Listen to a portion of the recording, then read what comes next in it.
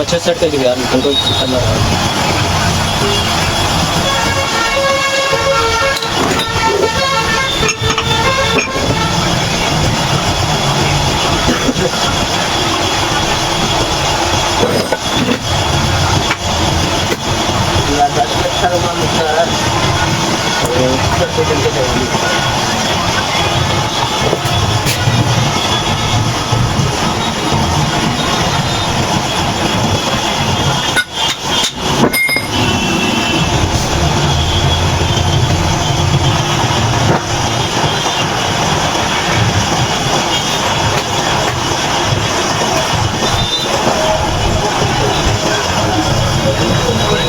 चलाओ तो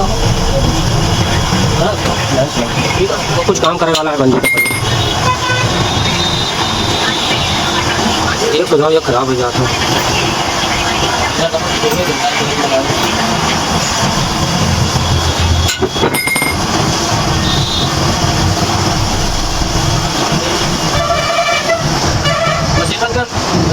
ये स्विचिंग लगा के